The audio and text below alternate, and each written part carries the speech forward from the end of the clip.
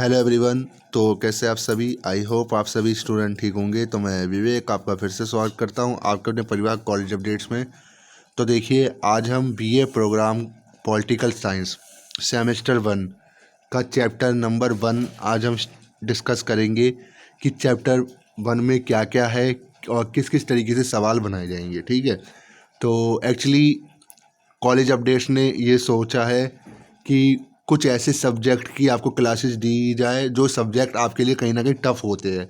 तो BA programme भी include करेंगे, उसमें बीकॉम भी इंक्लूड करेंगे, बीए ऑनर्स भी इंक्लूड करेंगे, और ये जो क्लासेस रहेंगी, ये जो वीडियोस रहेंगी, ये आपके एनसीवेब सोल और रेगुलर तीनों के लिए होने वाली है। ठीक है, तो इसलिए अगर आप हमारे चैनल पर पहली बार आए तो चैनल को सब्सक्राइब जरूर कर ले, क्योंकि आने वाले टाइम पर हम कोशिश कर रहे कि आपका पूरा सिलेबस कवर कर दें हम इसी वीडियो के माध्यम से। ठीक है, तो आज उसी की सीरीज में एक वीडियो हम लेके आए हैं, राजनीतिक सिद्धांत यानी पॉलिटिकल साइंस की राजनीतिक सिद्धांत का चैप्टर नंबर 1, जिसमें आज हम डिस्कस करेंगे। बेसिकली इसमें 2 यूनिट में से बांटा गया है, यूनिट 1 यूनिट 2, यानी इकाई 1 इकाई 2। तो हम पढ़ेंगे पहला जो लेसन यानी पहला जो चैप्टर है, पहला जो पार्ट है आपका राजनीतिक सिद्धांत, अर्थ एवं विषय क्षेत्र। ठीक है, तो राजनीतिक सिद्धांत एक प्राचीन विषय रहा है, बिल्कुल सही बात है, भले ही इसके नाम पर विचारों के एक मत अभाव रहा हो। ठीक है, तो ये तो कुल मिला के राजनीतिक सिद्धांत के अर्थ को समझने से पूर्व जरूरी है कि हम राजनीति शब्द का अर्थ समझें। इसके उपरांत तथा इसके आधार पर राजनीतिक सिद्धांत का अर्थ समझना सरल हो सकता है। अब देखिए, सिद्धांत का अर्थ क्या है। जी हाँ, देखिए, जब भी आप कोई भी क्वेश्चन लिखेंगे ना, जैसे पूछा जाता है राजनीतिक सिद्धांत क्या है, तो आपको पहले उसका प्रस्तावना लिखनी होगी, पहले उसके बारे में आपको लिखना होगा। सिद्धांत का अर्थ क्या है? सिद्धांत शब्द की उत्पत्ति यूनानी शब्द थ्योरिया से हुई है। थ्योरिया का अर्थ होता है मनन की अवस्था, चिंतन की स्थिति। जब हम किसी भी तथ्य को समझने के लिए उस तथ्य पर मनन करते हैं, यानी उसमें सोच विचार करते हैं, तो उसे थ्योरिया अर्थात सिद्धांत कहा जाता है। ठीक है ना। तो आर्नोल्ड ब्रेस्ट ने थ्योरिया अर्थात सिद्धांत शब्द को व्यापक एवं संकीर्ण अर्थों में बताया तथा उस प्रक्रिया में उनमें परस्पर भेद की ओर संकेत दिया। थ्योरिया शब्द का व्यापक अर्थ है कि किसी विचारक के समस्त विचार व किसी विषय का समग्र प्रतिपादन, जिसमें तथ्यों का वर्णन, उनकी व्याख्या, उसकी इतिहास की धारणा, उसकी मूल्य परकता तथा लक्ष्य, नीतियों व नियमों पर उसके सुझाव आदि सम्मिलित हो। ठीक है ना। ये देखिए, ये एक थिंकर है, इनके अनुसार उन्होंने बताया है। ब्रेस्ट के अनुसार सिद्धांत का संकीर्ण अर्थ है कि किसी विचार का मात्र अथवा मूल रूप से व्याख्या अंत अपने संकीर्ण अर्थ में। सिद्धांत का अर्थ किसी विचार की व्याख्या, जबकि व्यापक अर्थ में इसका अर्थ एक विचारक अथवा किसी संकल्पना का समस्त चिंतन है। ठीक है ना। संकीर्ण अर्थ में सिद्धांत व्याख्या के ऊपर नहीं उठता। व्यापक अर्थ में सिद्धांत में व्याख्या के साथ साथ विश्लेषण, समीक्षा तथा आलोचना आदि का भी जोड़ा जाता है। आलोचना भी की जाती है, बुराइयां भी राजनीति काफ़ी होती है। सिद्धांत शब्द के अर्थ में निम्नलिखित विशेषताएं होना उसके अर्थ को समझने के लिए अनिवार्य है। क्या क्या है, ये पॉइंटों में आपको लिखना है। तो सिद्धांत व्यवहार से अवश्य बनता है, परंतु उसमें मनन का गुण होना आवश्यक है।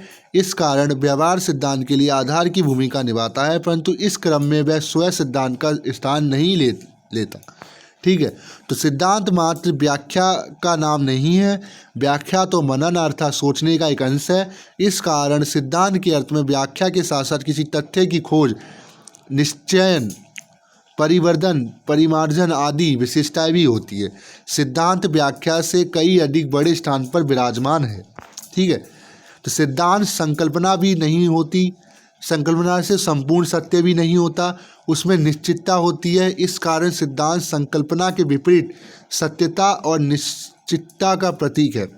ठीक है, चौथा हम पॉइंट क्या लिखेंगे कि सिद्धांत समस्त दर्शन नहीं होता, वह तो दर्शन का एक भाग होता है। वास्तव में दर्शन समग्रता से संबंधित होता है, जबकि सिद्धांत केवल कुछ बातों से ही संबंधित होता है। ठीक है ना। पांचवा, सिद्धांत जैसे दर्शन का एक अंश मात्र है कि वह विचार का भी एक अंश है, यह विचार का एक हिस्सा है। यह सिद्धांत तो विचार मात्र एक विचार है, समस्त विचार नहीं है। सिद्धांत को मैं नहीं कह सकते कि सब कुछ यही है, ये सब कुछ पॉइंटों को फोकस करता है। छठा जो आखिरी है, सिद्धांत में मात्र मनन ही नहीं होता, उसमें विवेक की मात्रा भी होती है तथा उसका विज्ञान से संबंध होता है। इस कारण सिद्धांत विवेक की अपेक्षा किसी विचार की विवेकता तथा वैज्ञानिकता के साथ साथ उच्च विचार का चिंतन भी होता है। मतलब ये नहीं है कि इसको हम सिर्फ अपने तरीके से सोचें, इसमें वैज्ञानिक ढांचा कहीं ना कहीं है हल्का फुल्का। राजनीतिक सिद्धांत का अर्थ क्या? अब देखिए, अब हमने सिद्धांत पढ़ लिया, अब वो पूरा राजनीतिक सिद्धांत का क्या है, जो कि पार्ट का चैप्टर का नेम ही है। राजनीतिक सिद्धांत राजनीति से संबंधित सिद्धांत है, मतलब सिद्धांत है वो राजनीति से संबंधित है।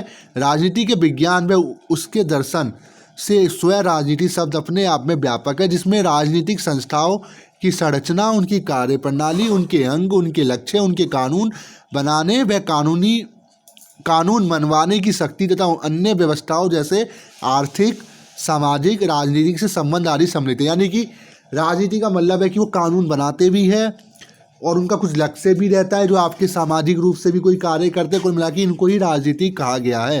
राजनीतिक सिद्धांत राजनीति के सभी पहलुओं के अध्ययन, विश्लेषण, समीक्षा तथा व्यवहार का विषय है।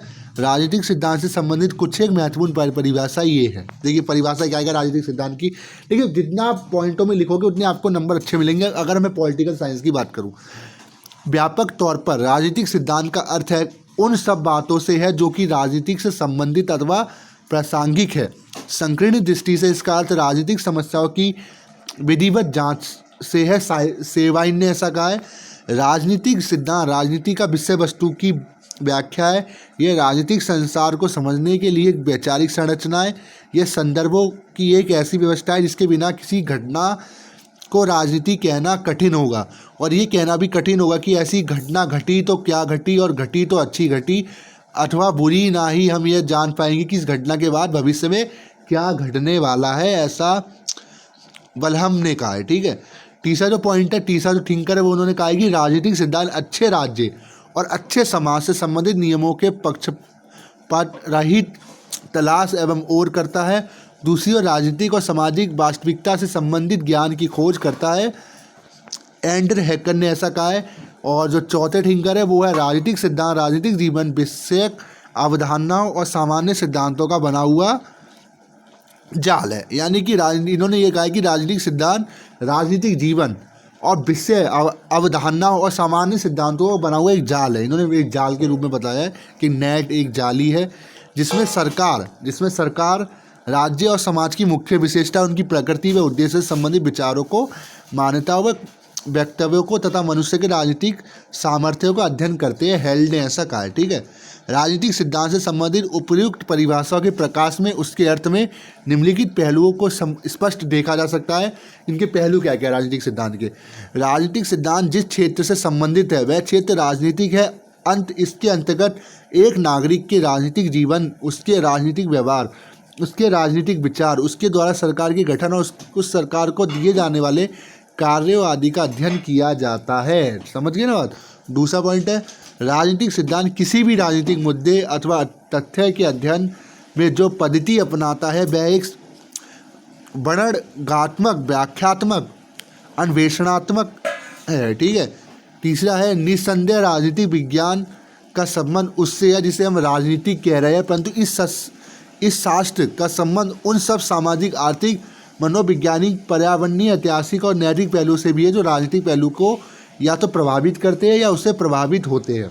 ठीक है, चौथा है अंत राजनीतिक सिद्धांत का लक्ष्य एक अच्छे समाज में एक अच्छी सरकार का गठन करना। यानी हमें एक अच्छी सरकार चाहिए जो हमारे बारे में सुने, जो भ्रष्टाचार ना हो, जिसमें भ्रष्टाचार के कोई लक्षण ना हो, और उस प्रक्रिया में वह ऐसी प्रक्रियाएं, संस्थाओं व संरचनाओं का निर्माण करता है जो कि ऐतिहासिक दृष्टि प्रक्रिया में वह ऐसी प्रक्रियाओं, संस्थाओं का निर्माण करता है जो कि ऐतिहासिक दृष्टि से परखे गए और तथा तार्किक रूप से अनुकूल हो।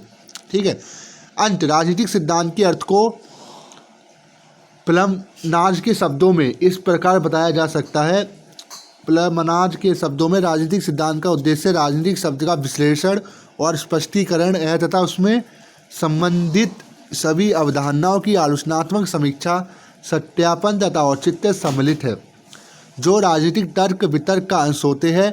यहाँ ये समझना आवश्यक है कि राजनीतिक सिद्धांत एक प्राचीन विषय होने के कारण सदैव एक जैसा नहीं रहा है। पारे इसके विकास में 3 धाराएं बताई जाती है। देखिए इसकी धाराएं भी आप लिख सकते हो, प्राचीन, आधुनिक तथा समकालीन। यानी हम राजनीति को 3 पार्ट में पढ़ते हैं, प्राचीन राजनीति, आधुनिक और समकालीन। ठीक है, तो प्राचीन राजनीतिक सिद्धांत का संबंध मुख्य मूल्यों, मानकों, आदर्श आदि से रहा है। एक अच्छे राज्य व समाज की स्थापना कैसे की जा सकती है, ये धारा अपने स्वरूप से उपदेशनात्मक होने के कारण काल्पनिक अधिक है।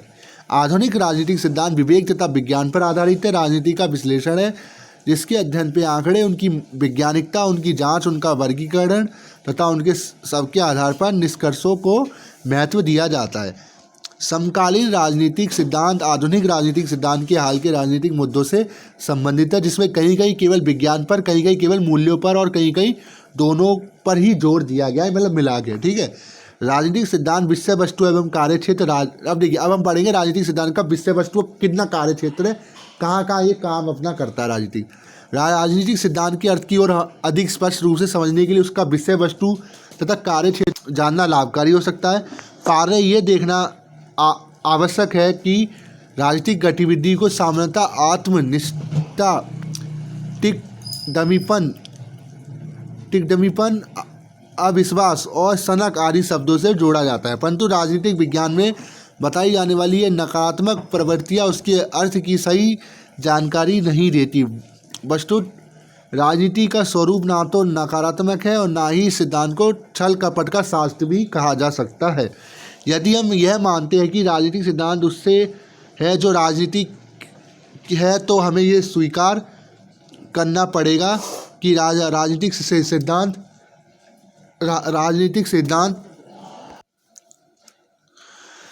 सिद्धांत की विषय सूची। अब देखिए विषय सूची क्या क्या, हमने उसका कार्य क्षेत्र पढ़ लिया, उसके बारे में पढ़ लिया, सिद्धांत के बारे में पढ़ लिया। ठीक है, पहला पॉइंट है राज्य का अध्ययन उसके अतीत, वर्तमान व भविष्य का अध्ययन है, उसके स्वरूप, उसके लक्ष्यों तथा उसकी कार्य पद्धति का अध्ययन है। यानी कि हम इसमें उसके अतीत के बारे में पढ़ते हैं कि पहले कैसी थी, अब कैसी है, और अब उसके लक्ष्य क्या है कि वो क्या करने चाहती है आगे, और उसकी कार्य पद्धति का अध्ययन करते हैं। दूसरा जो पॉइंट है सरकार का अध्ययन। राजनीतिक में हम सरकार का अध्ययन करते हैं, उसके विभिन्न अंग, उन अंगों में पारस्परिक संबंध, उसका स्वरूप तथा उसकी प्रवृत्ति। तीसरा पॉइंट है राजनीतिक गतिविधियों का अध्ययन, उनकी विश्लेषण, उनकी समीक्षा, मतलब हमारी सरकार ने हमारे लिए कितना काम किया और कितना करने जा रही है, वो हम राजनीतिक सिद्धांत में पढ़ते हैं। चौथा जो पॉइंट है राज्य सरकार व राजनीतिक संस्थाओं की ओर से सत्ता, वैधानिकता, शक्ति आदि का अध्ययन तथा समाज और मनुष्य की ओर से अधिकारों, स्वतंत्रता और समानता, समाजीकरण, राजनीतिकरण, राजनीतिक संस्कृति, भिन्न प्रकार के शासन यंत्रों का अध्ययन। पांचवा है राजनीतिक सिद्धांत राजनीतिक गतिविधियों को स्थानीय, राष्ट्रीय और अंतर्राष्ट्रीय पृष्ठभूमि में भी अध्ययन करता है। राजनीतिक सिद्धांत आधुनिक राजनीतिक मुद्दों जैसे कर्तव्य पालन, मूल मानवीय अधिकार, नारीवाद, उपाश्रित अध्ययन, पर्यावरण तथा विकास से संबंधित समस्या भी संबंधित है। राजनीतिक सिद्धांत राजनीति के साथ साथ गैर राजनीतिक तथ्यों का अध्ययन करता है। अंत राजनीतिक सिद्धांत का कार्यक्षेत्र उसके अब यह वो तक ही सीमित नहीं है। यदि ऐसा नहीं कह सकते कि हम 2-3 पार्टों में इसे ख़त्म कर दें, इसका कोई अंत नहीं है राजनीति का, अपितु उन सभी विषयों को भी सम्मिलित करता है जो कि जिनका राजनीति पर प्रभाव पड़ता है अथवा जो उससे प्रभावित होते हैं। राजनीतिक सिद्धांत का संबंध राजनीति से अथवा राजनीतिक गतिविधि से है। राजनीतिक गतिविधि तो कोई घटनाक्रम होती है जिसमें एक घटना से संबंधित उनके संगठक होते हैं। राजनीतिक सिद्धांत इन संगठनों का भी अध्ययन करता है। ब्रेस्ट ने राजनीतिक सिद्धांत की प्रमुख संगठक इकाइयों को निम्नलिखित बताया है। देखिए एक थिंकर है ब्रेस्ट, इन्होंने क्या क्या बताया। राजनीतिक सिद्धांत का आधार व्यक्ति ना होकर समूह है, यानी राजनीति एक व्यक्ति नहीं है, एक ग्रुप है, एक समूह है। दूसरा है क्योंकि राजनीति का संबंध समूह से, इसलिए यह स्वाभाविक ही है कि ना केवल व्यक्तियों अपितु समूह के हितों में टकराव हो। फलस्वरूप राजनीतिक सिद्धांत का दूसरा अवयव, आवश्यक अवयव, इन परस्पर विरोधी हितों में संतुलन बनाना है। तीसरा है राजनीति के क्षेत्र में सामूहिक जीवन राजनीतिक सिद्धांत का केंद्र बिंदु है, इसलिए उसका वास्तव सहज रूप से शक्ति, प्रभाव, नियंत्रण, वैधानिकता और न्याय जैसी अवधारणाओं से रहता है। इन अवधारणाओं की राजनीतिक सिद्धांत का अभिन्न अंग माना जा सकता है। और चौथा जो पॉइंट है राजनीतिक सिद्धांत एक अन्य तत्व गतिविधि दर्शन मात्र नहीं है, अपितु यह तो दर्शन और व्यवहारिकता का समन्वय है। ऐसा कोई सिद्धांत जो गतिविधि अथवा नीतियों से जुड़ा ना हो राजनीतिक सिद्धांत का तत्व नहीं कहलाया जा सकता, यानी काम करना जरूरी है गवर्नमेंट का। और पांचवा है राजनीतिक सिद्धांत में हम उस राजनीतिक गतिविधियों संचालन करने वाले कार्यकर्ताओं तथा लैंगिक प्रतिनिधियों का अध्ययन करते हैं, जो राजनीति के क्षेत्र में इन्हीं व्यक्तियों के समूह को विशिष्ट वर्ग कहा जाता है। यह विशिष्ट वर्ग भी राजनीतिक सिद्धांत का अपरिहार्य अंग है। राजनीतिक सिद्धांत में चयन और निर्णय प्रक्रिया को भी अध्ययन होता है। इसके अध्ययन से हमें यह जानकारी मिलती है कि शक्ति कहाँ केंद्रित होती है, जनता के पास होती है, आपको पता है। अब निष्कर्ष, हमने इतना चैप्टर पढ़ा, हमने हर चीज़ पढ़ ली, अब हमें निष्कर्ष क्या निकलता है। जैसे राजनीतिक सिद्धांत के अपने विशिष्ट संगठक है, वैसे ही इसके क्षेत्र और विषय वस्तु की अपनी विशेषता है, जिनके अध्ययन तथा समझने की अपनी विशिष्ट प्रक्रिया है। राजनीतिक सिद्धांत इतिहास की भांति तथ्यों की व्याख्या तथा उनका वर्णन ही नहीं करता और न ही भौतिक व रसायन शास्त्र जैसे युद्ध विज्ञान भौतिक कारण प्रभाव में निश्चय तथा तटस्थ संबंधों के होने की चर्चा करता है। हमारा विषय उस समय तक ऐतिहासिक जहाँ तक वह तथ्यों को समझता है तथा वैज्ञानिक ढंग से उनका विश्लेषण करता है। यह उस समय तक वैज्ञानिक है जहाँ तक कि निष्कर्षों को छानबीन तथा तर्क वितर्क की तराजू में खरा देखता है। राजनीतिक विज्ञान मूल्य परख के साथ साथ वास्तविक तथ्यों को भी नज़रअंदाज नहीं करता है। राजनीतिक सिद्धांत के कार्यक्षेत्र से संबंधित विशेषताओं को समझ निम्नलिखित बताया गया। देखिए क्या क्या इसके विषय क्षेत्र कार्य क्षेत्र क्या क्या है। राजनीतिक सिद्धांत मनुष्य का अध्ययन करता है, परंतु उस मनुष्य को जो राजनीतिक स्वरूप रखता है से सब उसी का अध्ययन करता है, जो राजनीतिक के बारे में जानता है उसी का ही अध्ययन करता है। राजनीतिक सिद्धांत मनुष्य के नागरिक रूप का अध्ययन करता है, उसके खिलाड़ी रूप का नहीं। यानी कि वो नागरिक होना चाहिए तो ही आपका अध्ययन होगा। आप कोई किसी खेल से बिलोंग करते तो आपका अध्ययन नहीं करेगा। राजनीतिक सिद्धांत के अध्ययन का पात्र राजनीतिक व्यक्ति है, परंतु यह वह व्यक्ति है जो उसके राजनीतिक रूप पर पड़े अन्य पहलुओं के प्रभाव को मान्यता देता है तथा सक्रिय प्रकार राजनीतिक नागरिक द्वारा अन्य पहलुओं पर पड़े प्रभाव को भी स्वीकार करता है। राजनीतिक सिद्धांत राजनीतिक गतिविधियों का अनुशासनात्मक अध्ययन है। गतिविधियों किसी चक्र का परिणाम होती है। व्यक्ति मांगों के रूप में राजनीतिक संस्थाओं पर उनकी पूर्ति का दबाव डालता है तथा राजनीतिक संस्थाएं उन मांगों यथासंभव कानूनों के माध्यम से स्वीकार करती है। राजनीति के सिद्धांत इसी प्रकार की राजनीतिक व्यवस्था का अध्ययन है। चौथा जो पॉइंट है, राजनीतिक सिद्धांत राजनीतिक व्यवस्था उसके सामाजिक व्यवस्था के एक अंश के रूप में तथा उन सबका बाहरी वातावरण से संबंधों से उठने वाली समस्याओं का भी अध्ययन करता है। राजनीतिक सिद्धांत राजनीतिक गतिविधियों से संबंधित सभी संभव अवधारणाओं जैसे कानूनी अधिकार, स्वतंत्रता, समानता, शक्ति, कर्तव्य, वैधानिकता, समाजीकरण आदि का भी अध्ययन करता है। और छठा जो आखिरी रहेगा, राजनीतिक सिद्धांत सार्वजनिक जीवन के राजनीतिक प्रबंध का शास्त्र है। तो आज तक अभी तक हमने इस क्लास में और पहले चैप्टर में ये पढ़ा कि राजनीतिक सिद्धांत क्या है, उसके बारे में हमने सारा अध्ययन कर दिया। अब इस चैप्टर से बनने वाले क्वेश्चन क्या क्या, इससे बाहर कुछ नहीं आएगा। 4 तरीके के इससे क्वेश्चन बनेंगे, पर एक ही क्वेश्चन है ये, ठीक है। ऐसा नहीं है कि 4 है। अगर आप एक पूरा याद कर लोगे तो अब लिखाओगे।